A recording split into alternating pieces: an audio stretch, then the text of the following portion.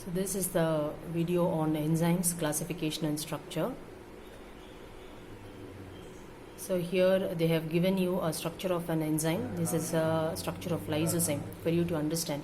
It is made up of, we have learned already the different structures of proteins, right? Secondary structure, primary structure and all this. So this is the different structure. It's a combination of different proteins. You can see there are colored amino acids shown. Enzymes are nothing but proteins, right? So proteins are made up of amino acids. These amino acids, these things forms the active site of the enzymes. You will see that.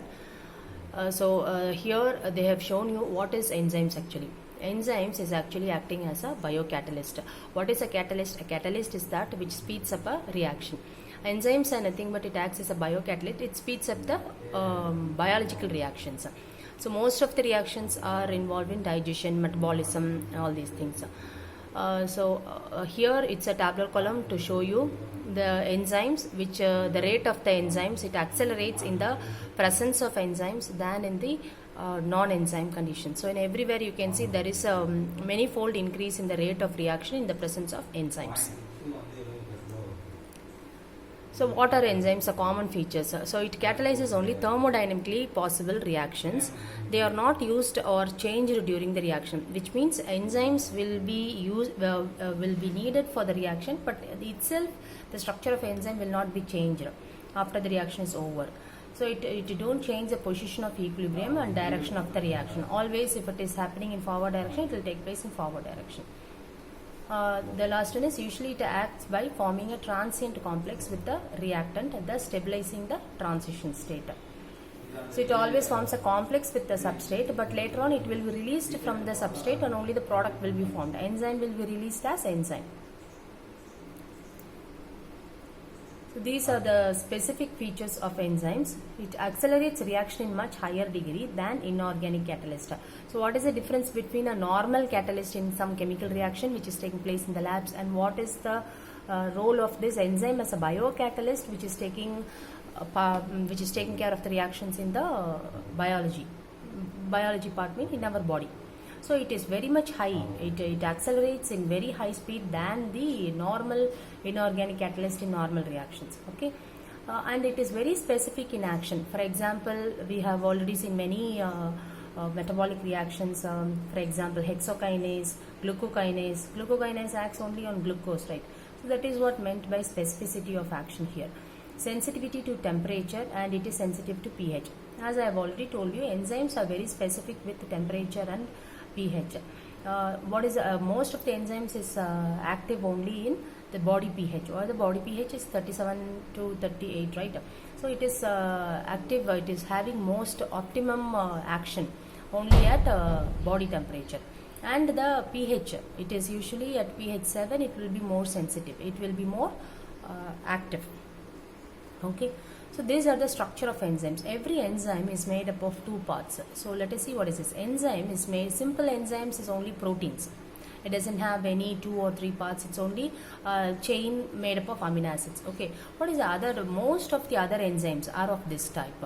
It is complex or hollow enzyme. It is called as hollow enzyme. So what is hollow enzyme? It is protein part and non-protein part. We have always told that the enzyme is made up of protein, but here I am also telling you that enzymes is made up of two parts. One is protein part and the other one is non-protein part. This non-protein part is always called as cofactor, and the protein part is called as apoenzyme here. So apoenzyme means it's a protein part of the hollow enzyme, and the cofactor is the non-protein part of the hollow enzyme. So again, what is this cofactor made up of? Cofactor may be a prosthetic group or it can be a coenzyme. What is a prosthetic group? It is actually tightly bound to the enzyme. When a cofactor is tightly bound to the enzyme, it is prosthetic group. Usually it is a small inorganic molecule or atom, usually tightly bound to the apoenzyme. So what is coenzyme? Coenzyme is a large organic molecule, but it is loosely bound to the apoenzyme. Coenzyme A, we have seen acetyl coenzyme A, all this, right? So it is of that type. It is an organic molecule which is bound to a apoenzyme is coenzyme. Got this? So always there will be 2 more questions on what is hollow enzyme, what is apoenzyme, and what is coenzyme. So be clear with all this.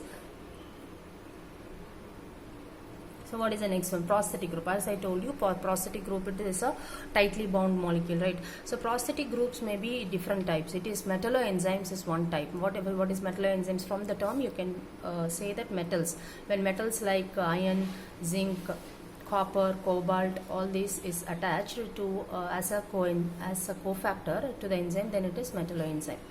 You can see here it is zinc attached to this protein part. Okay. So what is coenzyme? Coenzyme acts as a group transfer reagents. It is hydrogen, electrons or groups of atoms can be transferred using this coenzyme. So there are different types of coenzyme, metabolite coenzyme and vitamin derived coenzymes. You have seen in many reactions NAD, FAD, NADH, NADPH, all these. So all these are vitamin derived coenzymes. Metabolite coenzymes example are ATP. All these are metabolite coenzymes synthesized from common metabolites, that is byproduct of a metabolic reaction. Okay, so vitamins cannot be synthesized by mammals, that you know. It must be taken by the nutrients. This you should keep in mind. So vitamins which is got through food, only from that you can derive these coenzymes. Only with this help of coenzymes many of the reactions are taking place in our body. So we must have this vitamins daily supplied in the food. Okay. So examples of metabolite coenzymes, that is the first classification of coenzyme, right? Metabolic coenzyme. So ATP can donate phosphoryl group. So that is the example here given. So ATP, this is structure of ATP that you have already known. The other example is S-adenosyl methionine. That these two are examples of metabolite coenzyme. The other example is 5,6,7,8 tetrahydrobiopterin. You can see this 5th, 5th, 6th and 7th, 8th position. All these places you have a hydro. These hydrogen groups. It's a biopterin. It's also a cofactor. It's a cofactor of this enzyme. The next classification is vitamin derived coenzyme.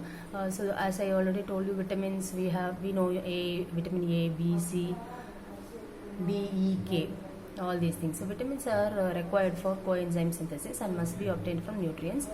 Most vitamins must be enzymatically transformed to the coenzyme. Deficit of vitamin and as a result correspondent coenzyme results in the disease. When you don't have proper vitamins, you cannot produce these coenzymes, and as a result many important enzymes cannot work, and ultimately your metabolism will be affected. So these are the examples of vitamin derived coenzymes, NAD plus and NADP plus. What is this N? It stands for nicotinic acid, that is niacin. What is niacin? It is vitamin D, right? It's a nicotinamide, it's a vitamin. This is a precursor for formation of this NAD and NADP. So if you don't have proper supply of this vitamin, you cannot produce these coenzymes. So these are the structures of NAD and NADP.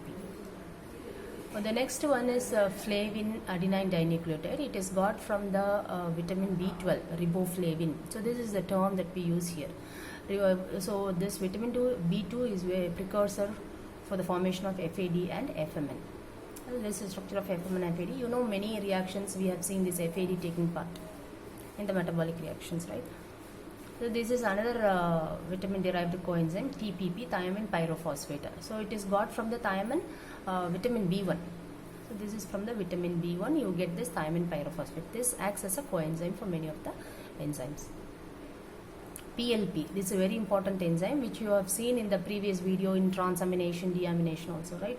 So this PLP, it is derived from pyridoxal, it is called as pyridoxal phosphate. It is derived from the pyridoxine, vitamin B6. So vitamin B6, vitamin B1, vitamin B2 and this vitamin D, all these are important for the formation of vitamin derived coenzymes. Okay, so this is about the coenzymes, structure of enzymes, parts of the enzymes. So next we will see how is the structure of enzymes formed. The enzymes has active sites in it. What is an active site? Though the enzyme structure is very big, you have only a very specific site, a small site is there where only the substrate binds. Substrate cannot bind anywhere in the enzyme. So what is that active site? It is site at which the reaction takes place. Or you can say the substrate is bound to that. Substrate usually is a relatively small molecule, but the enzyme is very large protein molecule. Therefore, substrate binds to specific area on the enzyme, as I told you. This active site is that area, specific region in the enzyme to which substrate molecule is bound. Okay. So now that You have to also know that I told you it is very specific. All enzymes cannot act on all substrates. All substrates cannot act on all enzymes. It's only very specific. Certain enzymes acts only on that substrates. For example, lipase acts only on lipids. Hexokinase acts on hexoses. Glucokinase acts only on glucose. So it's like that. So small three-dimensional region of the protein substrate interacts with only 3 to 5 amino acid residues of the enzyme. It's only, that is, the active site is only made up of 3 to 5 amino acids. The rest of the enzyme is not taking part in the reaction.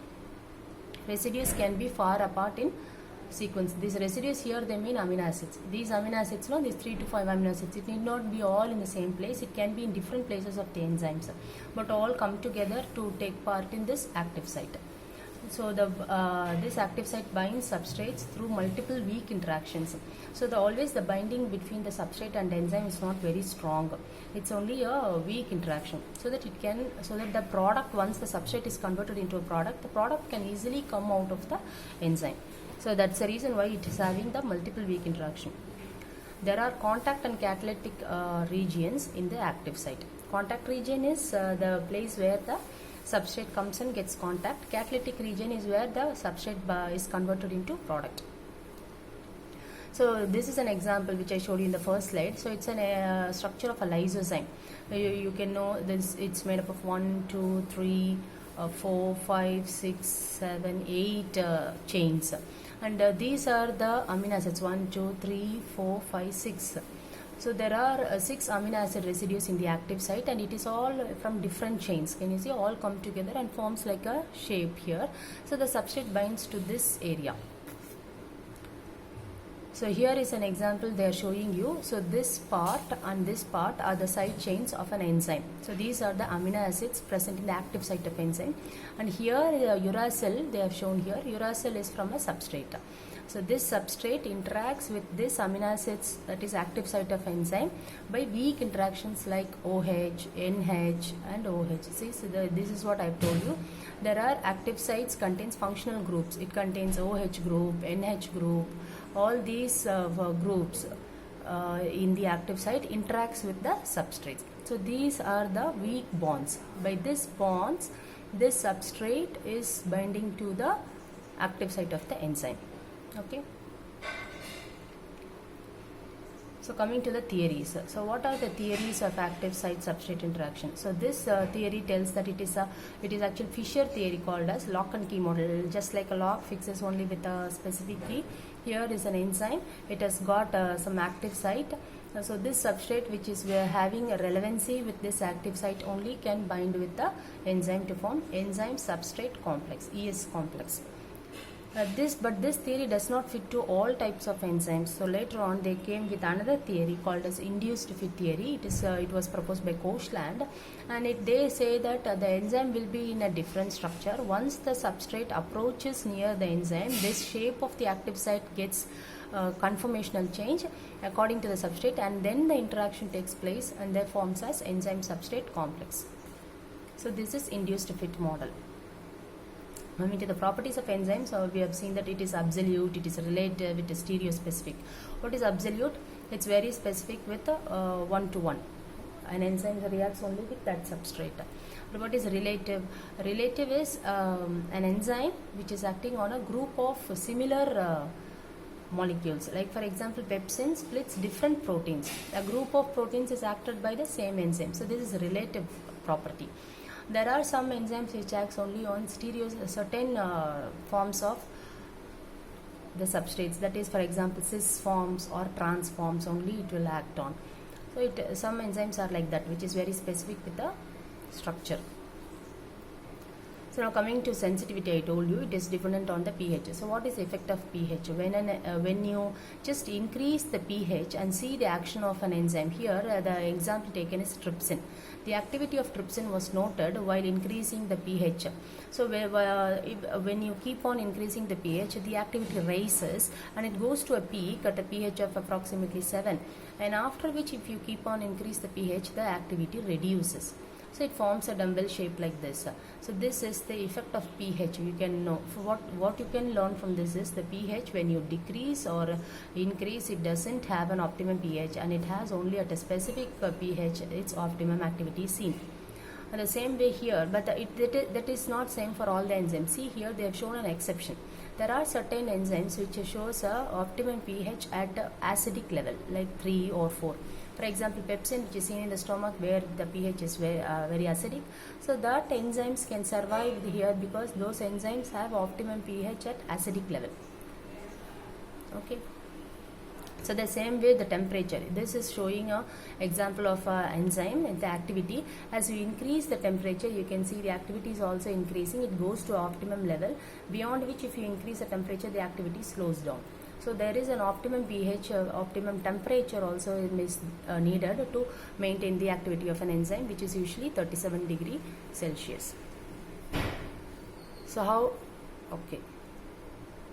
So up to this, these are the features of enzymes, structure of enzymes. We have seen the model of how the action of enzymes takes place, all these things. On the next video, we will see the classification of enzymes, nomenclature of enzymes, right?